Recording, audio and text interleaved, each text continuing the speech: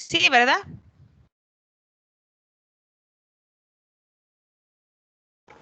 Sí, doctora. Sí se ve. Ok.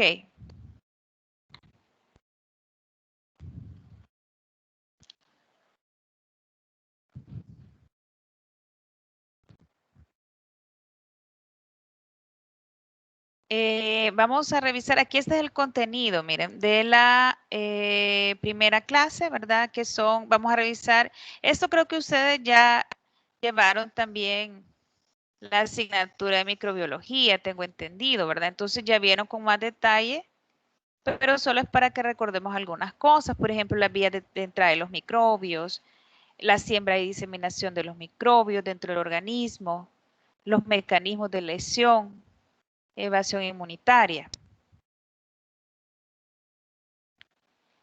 Importante, ¿verdad? Que recordemos cómo se transmiten, cuáles son las vías de entrada de los microorganismos, ¿verdad? Vamos a mencionar la piel, ¿verdad? Recuerden ustedes cuántos microorganismos podemos adquirirlo nosotros a través de pinchones, a través de heridas, a través, por ejemplo, imagínense las quemaduras, ¿verdad? Que creo que de las principales complicaciones en las quemaduras son los procesos infecciosos, ¿verdad? Que ingresan a través de la piel.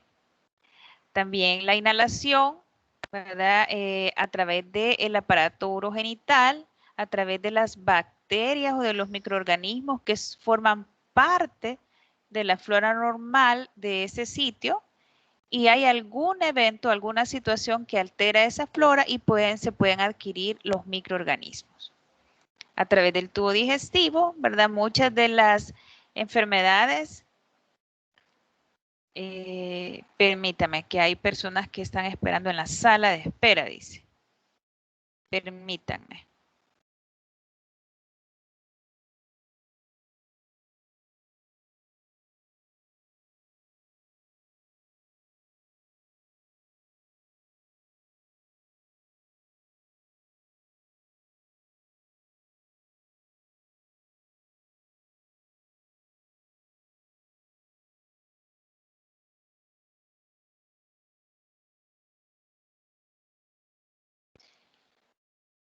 Bueno, tubo digestivo, les decía, ¿verdad? Transmisión sexual y la transmisión vertical. Recordemos también que de la madre al hijo pueden adquirirse una serie de procesos infecciosos y manifestarse en el feto, aunque la mamá no esté presentando la patología en ese momento. Miren aquí, podemos ver, les he traído algunos ejemplos nada más de la gran cantidad de agentes infecciosos que podemos adquirir a través de, por ejemplo, la piel, picaduras, ¿verdad? De insectos como paludismo y otras enfermedades. La rabia, ¿verdad? Que es a través no solo de la piel, sino que también a través de secreciones o mucosas. El VIH, ¿verdad? Por ejemplo, a través de pinchones o a través de laceraciones, cuando hay contacto de laceraciones en la piel con sangre. Tubo digestivo, sobre todo, son aquellas bacterias, ¿verdad? Como heteropatógenas, ¿verdad? Como Shigella, Vibrio cólera, que a través de la ingestión de alimentos contaminados van a hacer su efecto y van a producir el proceso infeccioso. Tracto respiratorio, ¿verdad?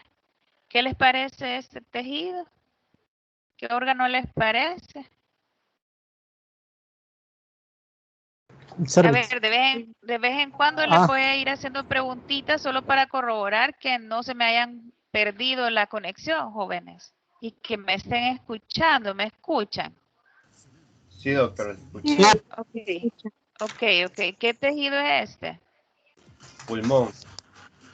Ajá, pulmón. ¿Qué les parecería que pudiera ser? ¿Compatible con qué?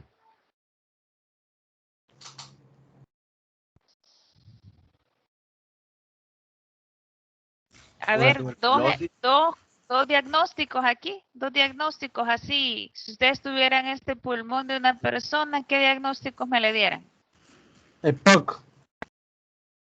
No. Tuberculosis. Fíjense que sí tiene estos, miren, estas dilataciones bronquiales. Estos espacios así son dilataciones bronquiales. Pueden ser, las enfermedades pulmonares obstructivas crónicas incluyen lo que tú dijiste, EPOC, o sea, las bronquiectasias, ¿verdad? Podría ser, aunque no tiene signos de inflamación a nivel bronquial.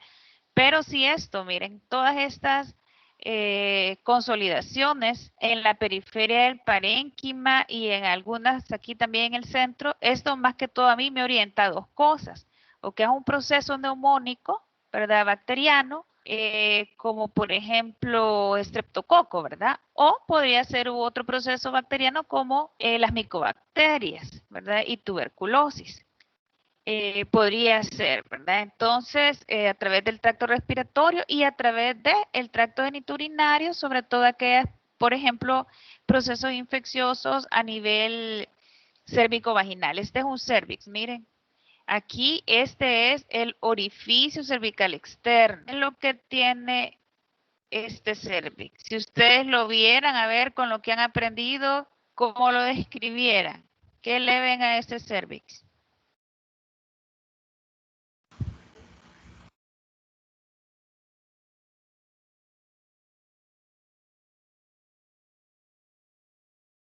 Hola, hola. Como manchitas. Manchitas. Mire, tiene unas, quizás las pudiéramos decir que son como placas, ¿verdad? Placas pequeñas, eritematosas, miren, alrededor del orificio cervical externo. Eso me está diciendo, no es normal ese cervix, ¿verdad? El cervix es, ustedes ven unos espacios claros y blancos, eso es lo normal verlo así, pero ya con estas plaquitas rojitas, eso ya me está diciendo que probablemente hay un proceso inflamatorio bacteriano, ¿verdad? O puede ser viral también, porque los virus también pueden producir esos cambios. Entonces, mecanismos patogénicos hay varios, ¿verdad? Se refiere a cómo hacen o cómo causan la enfermedad de los microorganismos. Como estas clases que me tocan a mí, que me corresponden en esta semana, son más que todo bacterianas. Por eso es que les he enfocado ahorita cuáles son los mecanismos patogénicos bacterianos.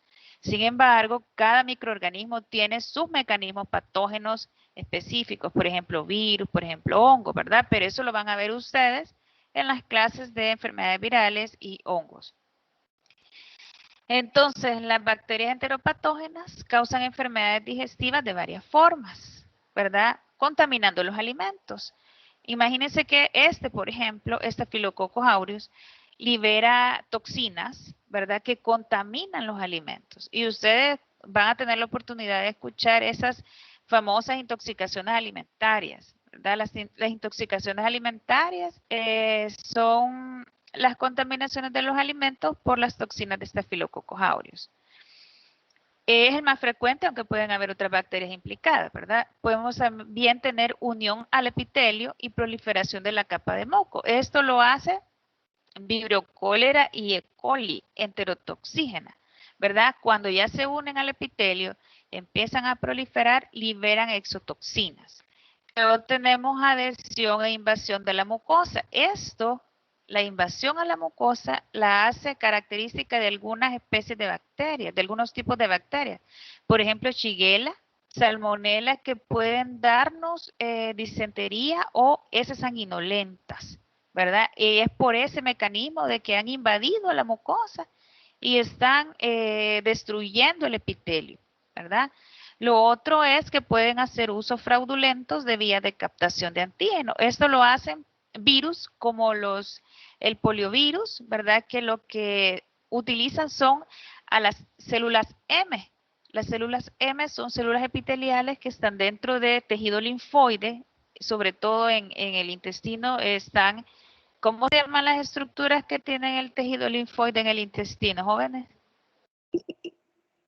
Las placas de Peyer. Correcto, ¿verdad? Ahí están las células M y ahí esas células M sirven para introducir los microorganismos. Los virus las utilizan ellas realmente lo que hacen es ir a presentarlos, ¿verdad? como antígenos hacia a los linfocitos.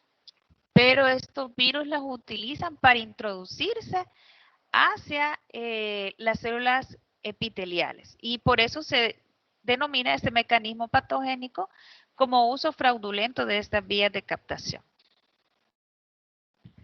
Diseminación dentro del cuerpo, ya esta es otra cosa, ¿verdad? Y aquí es importante, muchos no van a hacer su efecto en el lugar en donde se introdujeron, sino que se van a diseminar hacia el tejido, hacia donde tienen tropismo. ¿Qué es el tropismo? A ver. ¿Cuál es la definición de tropismo?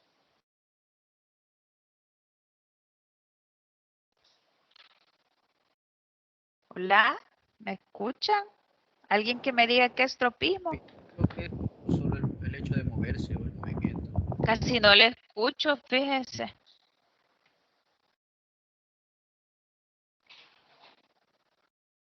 Bueno, no le escuché al joven que estaba hablando, pero el tropismo hace referencia, ¿verdad?, hacia qué sitio tiene predilección ese microorganismo, ¿verdad? Por ejemplo, el virus de la rabia, ¿verdad? Que se introduce, puede ser que se introduce a través de la piel por las mordeduras de los animales salvajes, que ustedes ya saben cuáles son, y se va y viaja a través de las terminales nerviosas y al final puede llegar hacia el sistema nervioso central, ¿verdad?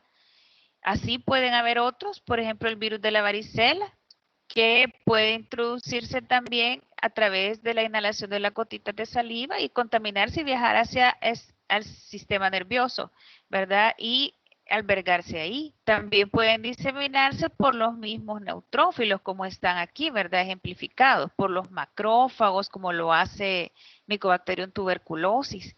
Se pueden diseminar a través de los vasos sanguíneos, de los vasos linfáticos, llegar hacia el sitio donde van a establecerse, por ejemplo, en el riñón, ocasionándonos una pielonefritis, hacia el cerebro, médula espinal, ocasionándonos una poliomielitis a través de glándulas salivales, como sucede con el virus de la parotiditis, o hacia el hígado, como sucede con muchos virus, ¿verdad?, que nos afectan el hígado. Esto es bien importante, miren, porque es que no se logran controlar definitivamente las infecciones, porque estos microorganismos tienen sistemas de evasión inmunitaria. Son tan hábiles, ¿verdad?, que puedan generar muchos mecanismos por los cuales evadir nuestro sistema inmunitario, que es nuestra defensa para los microorganismos, y por eso es que necesitamos muchas veces de agentes microbianos, ¿verdad? Antimicrobianos, perdón. Si me hacen el favor ahí de silenciarse, jóvenes, por favor. Entonces vemos aquí cuáles son los mecanismos, ¿verdad? Resistencia a péptidos antimicrobianos. Las células epiteliales y otras células secretan proteínas que son antimicrobianas, pero los microorganismos tienen la capacidad también de secretar proteínas que van a hacer esa resistencia. También hay unos que pueden secretar proteínas que lo que van a hacer es a bloquear la apoptosis y manipulan el metabolismo de la célula del anfitrión. O sea, la célula que está infectada con el microorganismo no va a morir con la muerte programada, que es por apoptosis, sino que está bloqueada. Y de esa manera se van diseminando y se va volviendo a proliferar ese microorganismo. También tienen esto, ¿ves? La capacidad de camuflajearse ante reconocimiento de linfocitos. Pueden variar su estructura, su superficie, y ya no son reconocidos por los linfocitos. Pueden modular la estructura superficial, como les decía, eso se le denomina variabilidad antigénica. Algunos tienen la capacidad de inhibir la fagocitosis, ya sea porque su pared celular se los permite, por ejemplo, Mycobacterium tuberculosis, que muchas veces no puede ser fagocitado. Hay unos también que tienen la capacidad de secretar proteínas que inhiben la función del fagosoma con el lisosoma, que esto es parte de la fagocitosis. También otro mecanismo de evasión inmunitaria es que ellos son capaces de producir homólogos de receptores de citocinas, por ejemplo, homólogos de interferones, homólogos de quimiosinas o de factores de necrosis tumoral. Al final, cuando llegan, es como que atrajeran a esa citocina, ¿verdad? Con estos homólogos que ellos producen, como que las atrajeran a ese receptor, pero cuando ya llegan, las inactivan. Entonces ya no van a ejercer su función adecuadamente. También pueden hacer inhibición de la presentación de antígenos por las partes de las células presentadoras de antígenos como células dendríticas o macrófagos. Y ocultas, ¿verdad? Ocultación de la vigilancia inmunitaria o también conocida como latencia vírica. Esto lo podemos ver ejemplificado, por ejemplo, con el virus de la hepatitis B, que pasa latente y por mucho tiempo, o el virus incluso de la varicela, que se va hacia las partes, hacia las astas posteriores de la médula y ahí queda, y no son reconocidos por el sistema inmunitario. Ahora, nuestro sistema inmunitario, como ustedes veían en las clases también de inflamación, ¿verdad? No es tan inocuo para nosotros, ¿verdad? Siempre tenemos efectos nocivos de nuestros sistemas o nuestra respuesta inmunitaria. Entonces, una de esas son las que tenemos ejemplificadas en esta imagen. A ver, ¿reconocen lo que me está señalando las flechitas negras? ¿Lo reconocen? ¿Qué es?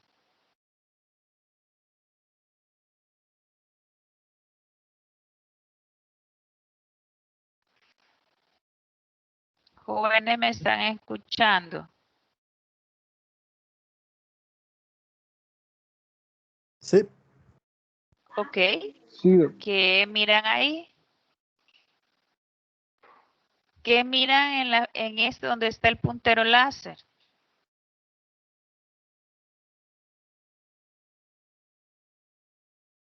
¿Qué es, jóvenes, eso?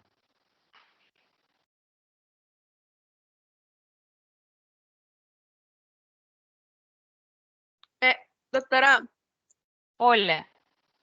creo que es una necrosis. No sé si estoy bien. Sí, eso es una necrosis caseosa.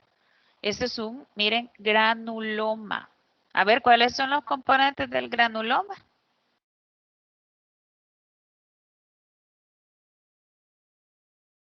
¿Cuáles son los componentes de un granuloma?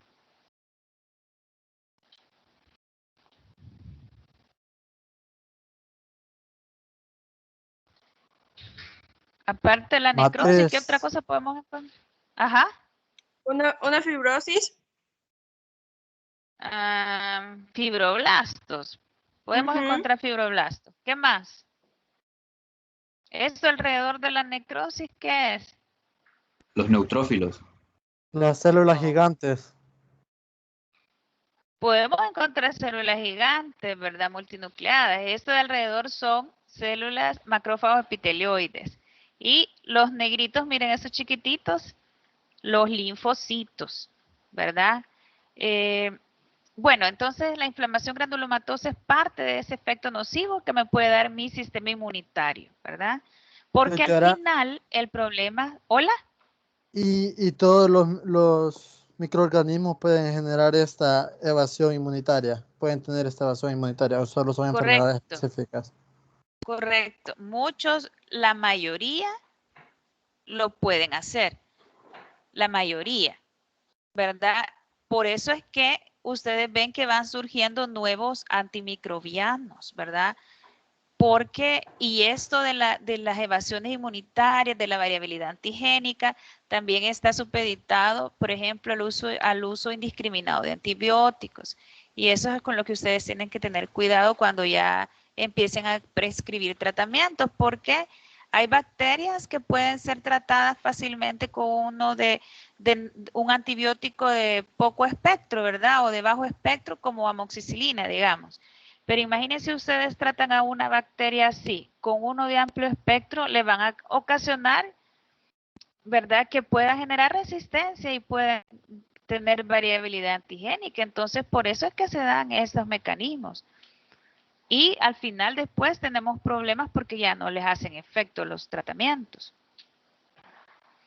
¿Qué otra cosa me puede dañar a mí el tejido? Miren, este es un tejido hepático con un proceso inflamatorio crónico porque tiene muchos linfocitos. Entonces, en las hepatitis, por ejemplo, en las hepatitis virales, la mayoría del daño que se produce en el parénquima hepático es por el sistema inmunitario mediado por linfocitos. Miren, este es un tracto portal, ¿verdad? Un sistema portal en donde está difusamente infiltrado por los linfocitos. Alrededor tenemos los hepatocitos. Algunos tienen vacuolas que pueden ser vacuolas de lípido, o sea, pueden tener un cambio graso, ¿verdad?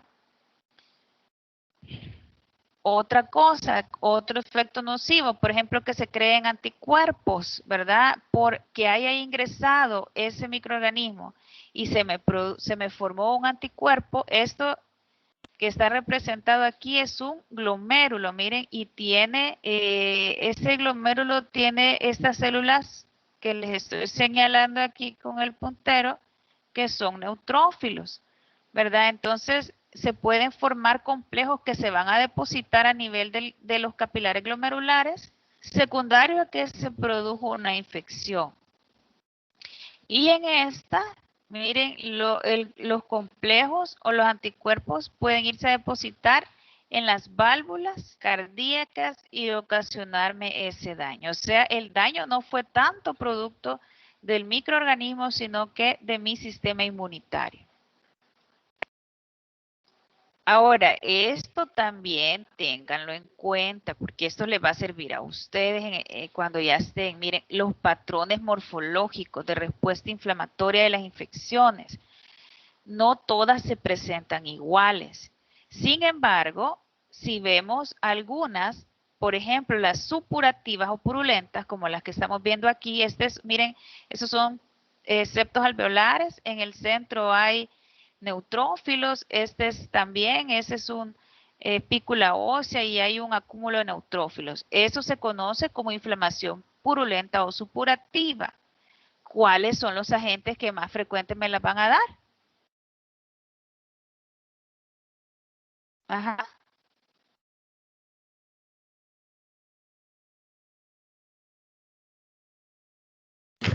Estreptococos. En general, bacterias, ¿verdad? En general, bacterias. Inflamaciones supurativas o purulentas son bacterianas. Ustedes van a tener que utilizar antibióticos, ¿verdad? Virus casi nunca produce infecciones así purulentas. Los hongos pudieran darles alguna reacción inflamatoria con neutrófilos, pero no tanto purulenta como las bacterias, ¿verdad? Esta reacción tenemos daño agudo, tenemos aumento en la permeabilidad vascular e infiltrado leucocítico. Miren esto, citopático proliferativo. ¿A qué se refiere citopático proliferativo? Citopáticos son cambios en la célula específicos de virus. Proliferativo, ¿por qué? Porque los virus hacen esto, hacen hiperplasia del epitelio. Miren cómo está la imagen, grueso este epitelio. Esta ya realmente es una lesión papilomatosa que tiene hiperplasia y tiene cambios citopáticos por el virus del papiloma humano. ¿Cuáles son esos cambios citopáticos? Hay aloperinuclear, el núcleo se vuelve retraído, más negrito, hipercromático, ¿verdad? Esos son cambios citopáticos, generalmente producidos por el virus del papiloma, ¿verdad? Pero también podemos tener virus como el herpes virus, el sarampión, las verrugas venéreas y el molusco contagioso que también causa hiperplasia y cambios citopáticos. La mononuclear La mononuclear se refiere a que yo voy a tener, por ejemplo, en esta, miren de abajo, esta es una piel, aquí está el epitelio escamoso, la queratina, la dermis con infiltrado inflamatorio del linfocitos, células plasmáticas. Puede ser una enfermedad, las mononucleares, con linfocitos, células plasmáticas, puede ser por bacterias también, pero del tipo, por ejemplo, esa puede ser una lepra, miren, porque produce un infiltrado inflamatorio de células mononucleadas, no tanto de neutrófilos, ¿verdad? Porque el problema es que con la lepra son inflamaciones muy crónicas, entonces voy a tener pues eventos crónicos, ¿verdad? O sea, células mononucleadas. A su desarrollo a menudo como respuesta a virus, los virus son otros, los virus se me van a producir, el mayor infiltrado es de linfocitos. Y parásitos lo que más va a llamar la atención es que vamos a tener mucho infiltrado de eosinófilos. Esta, miren, que tenemos aquí en la pantalla que ustedes tienen, son células gigantes. ¿De qué tipo les parece esta? Ustedes ya lo vieron, ¿verdad? ¿Qué tipo de células gigantes es esta?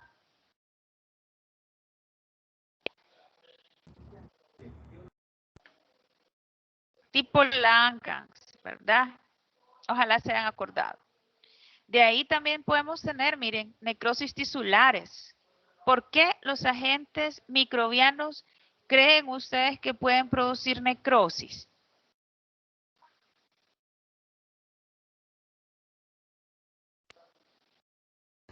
¿Cómo fue la pregunta, doctora? ¿Por qué los agentes microbianos me pueden producir a mí una necrosis del tejido?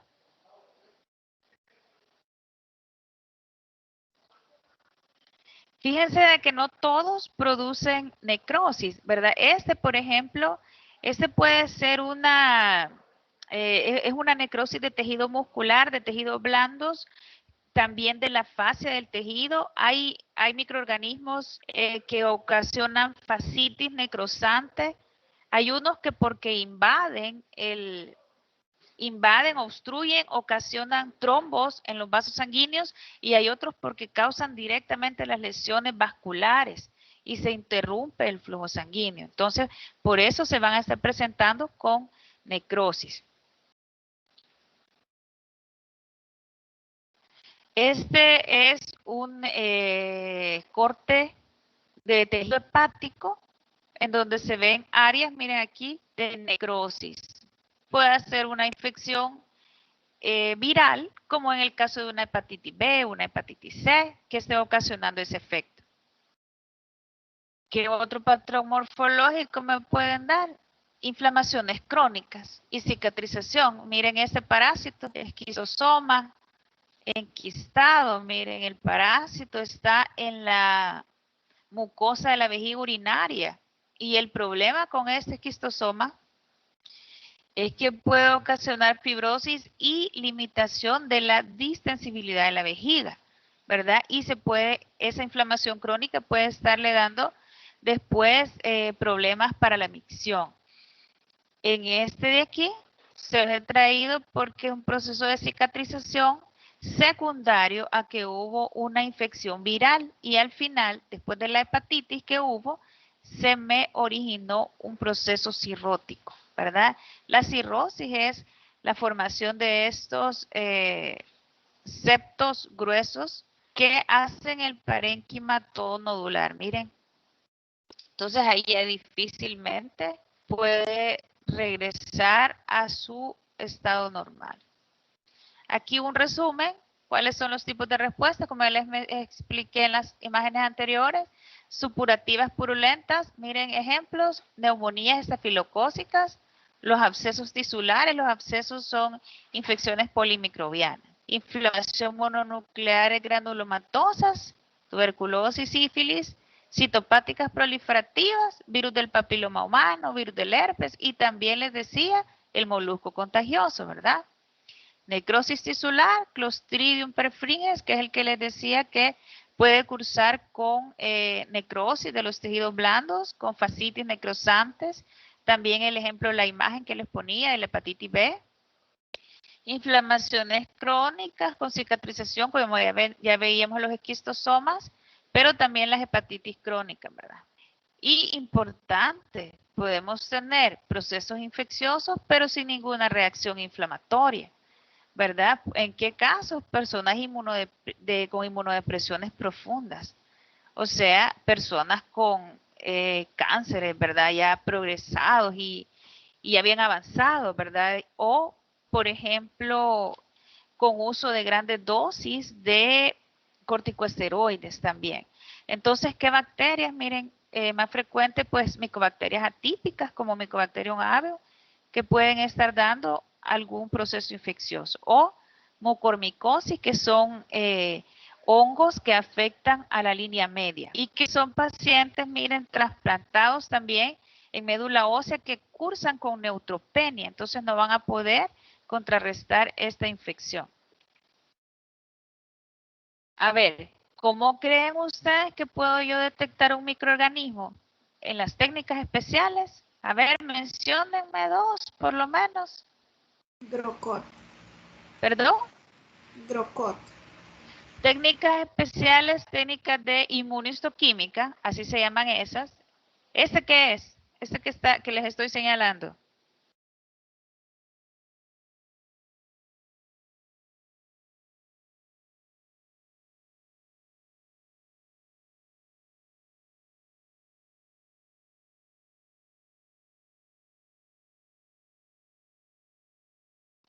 Un cultivo.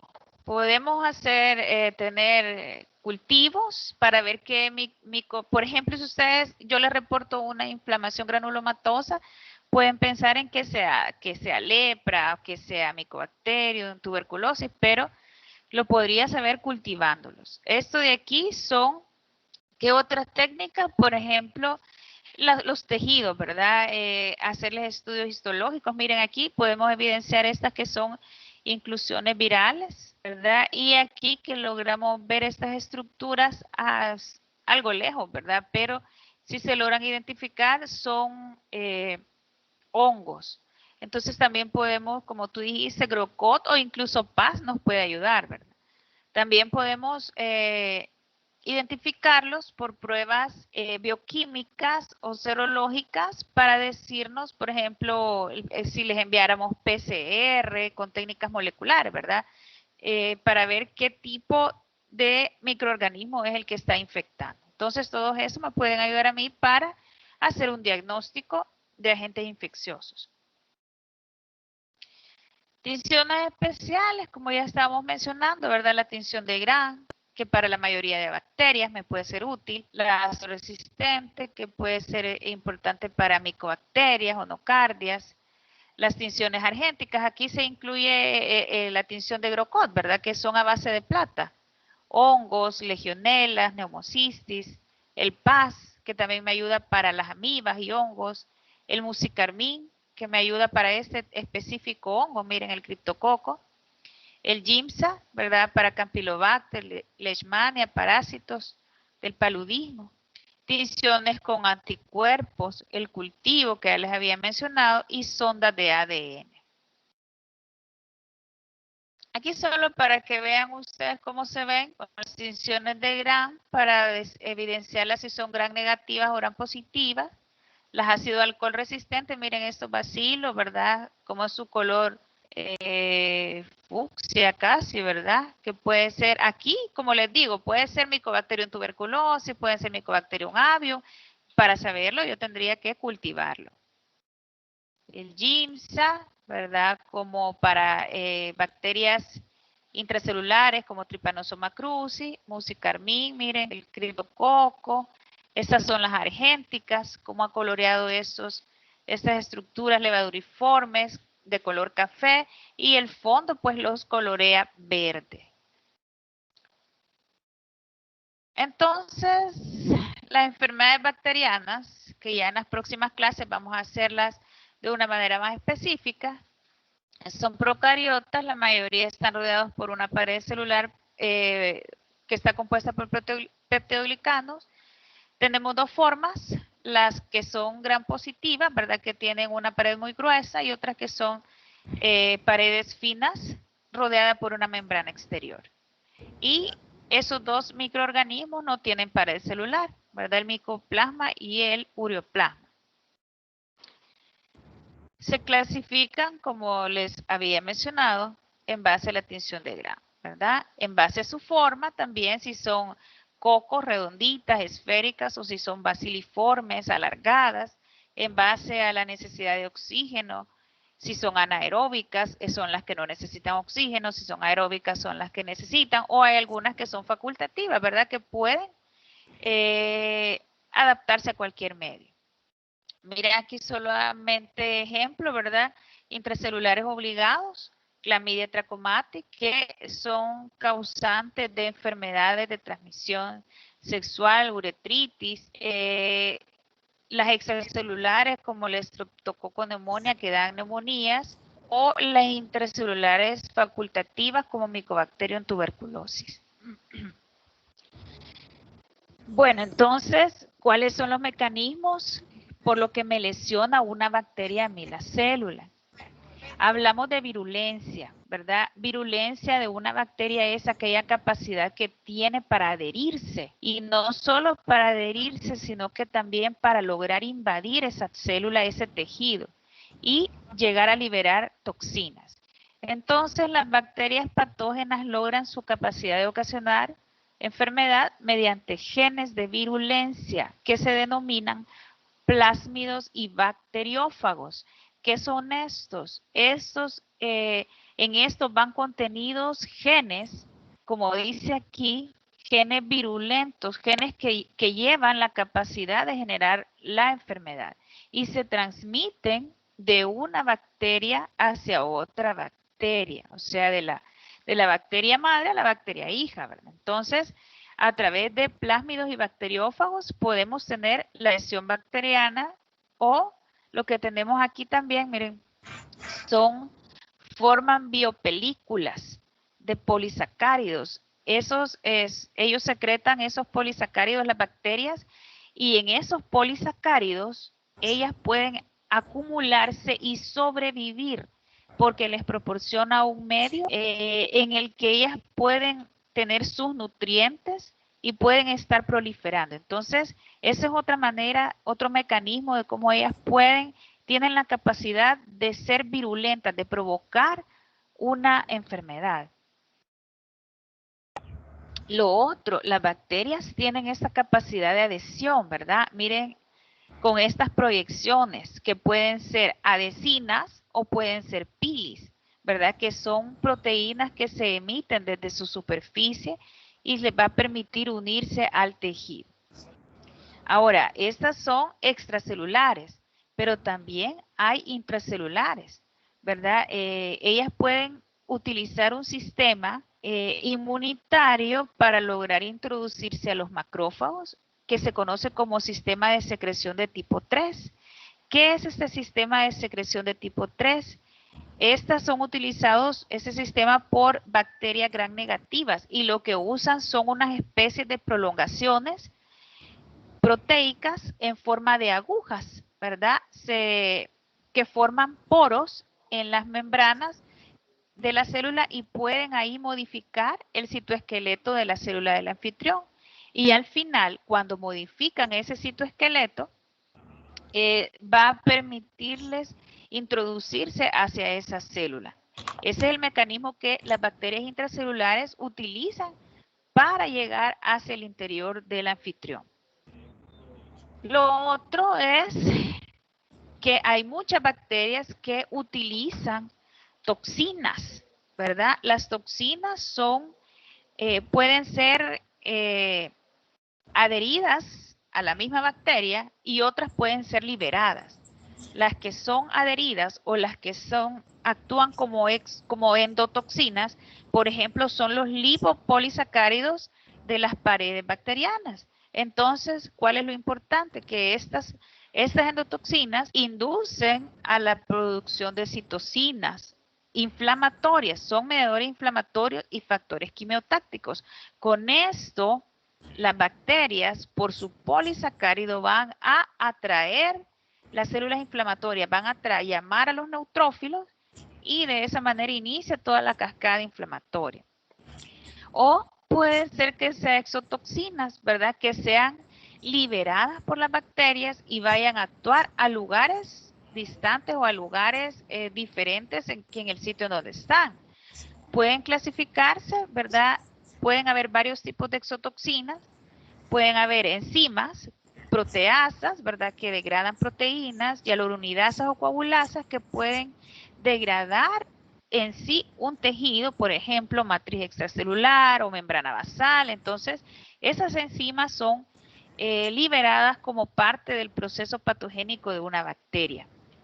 También toxinas que alteran vías reguladoras o vías de señalización, neurotoxinas como aquellas liberadas por Clostridium que pueden hacer parálisis, ¿verdad? Inhiben la liberación de neurotransmisores. Y también tenemos un tipo de exotoxinas que se conocen como superantígenos. Estas exotoxinas lo que van a hacer es ir a estimular una gran proliferación de linfocitos, ¿verdad? Y con esta proliferación masiva de linfocitos vamos a tener también una gran producción de citocinas inflamatorias. Y por eso es que se da también un proceso inflamatorio. Bien, aquí les he puesto la bibliografía, que si ustedes pueden ir a leer un poco más y ampliar el tema, ¿verdad? Eso, como les decía, era el tema un poco más general. Ya en las próximas clases voy a hablarles un poco de algunas patologías bacterianas. No sé si tienen alguna pregunta, la pueden hacer ahorita.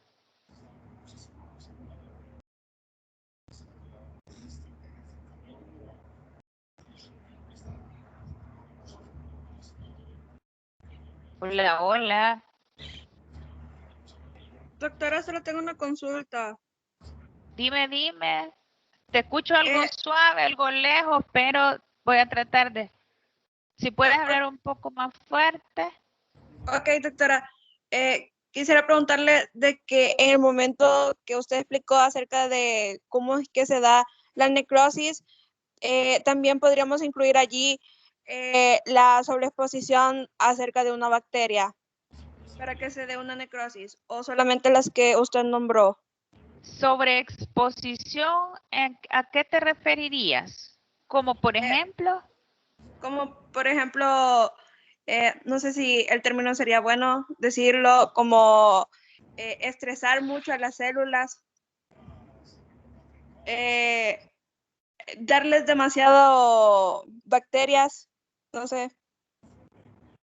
Fíjense de que sí, tenés razón. Yo les mencioné solo esos dos para necrosis, pero realmente pueden haber otras causas de necrosis. Si ustedes se fijan en los abscesos, por ejemplo, podemos encontrar necrosis. Y eso es también secundario a las proteínas, a las liberadas por los neutrófilos, ¿verdad? Entonces pueda que me destruyan tanto el tejido y ese tejido se necrosa, se muera, o sea, hacerle una lesión tisular, ¿verdad? Y ustedes ya veían que hay lesiones tisulares reversibles o irreversibles y en este caso la necrosis secundaria a la lesión tisular producida por los mediadores inflamatorios o por las enzimas que liberan los neutrófilos también les pueden ocasionar necrosis. Ajá, no solamente por las obstrucciones de los vasos como lo producen algunos hongos o por el daño al endotelio como también lo producen algunas bacterias, ¿verdad? Pero también por la liberación de enzimas de los leucocitos también pueden ser causa de necrosis. Espero que te haya respondido a tu duda. Sí, doctora, gracias. Ok, vaya. Entonces, si no hay otra, pues nos veríamos primero Dios en la clase a la misma hora del miércoles. Oigan. Doctora. Hola. Tengo una pregunta, Dime. respecto a la cosa de la mucosidad del intestino a la hora de las bacterias. ¿Solo las bacterias las puede generar esa mucosidad o puede ser ocasionada también por parásitos? Sí, vaya, en el intestino el moco realmente es una especie de protección, ¿verdad? Entonces las producen las células caliciformes. Entonces la mayoría de bacterias están estimulando, como les decía ahí, se adhieren, proliferan o invaden y producen formación de esa mucosidad. Ahora, es más frecuente en las bacterias. Los parásitos lo que hacen más que todo es adherirse y empezar a destruir ese tejido y empezar a sangrar, pero no son tanto productores de moco. Por eso es que ustedes, cuando ya estén en su año social, tienen que preguntar las características, por ejemplo, de las cámaras diarreicas, si tienen mucho moco, porque eso más que todo hay que relacionarlo con procesos bacterianos por la adhesión que hacen o por las toxinas que liberan, ¿verdad? No es típico que una diarrea por parásitos les esté produciendo tanto moco como lo hacen o bacterias o virus, ¿verdad? Gracias, doctora. Ok, de acuerdo. Bueno, jóvenes, ha sido un gusto. Nos vemos entonces el miércoles, primero Dios. Gracias, doctora. Ok, se cuidan. Muchas gracias, doctora. Gracias, doctora. Bueno, de nada.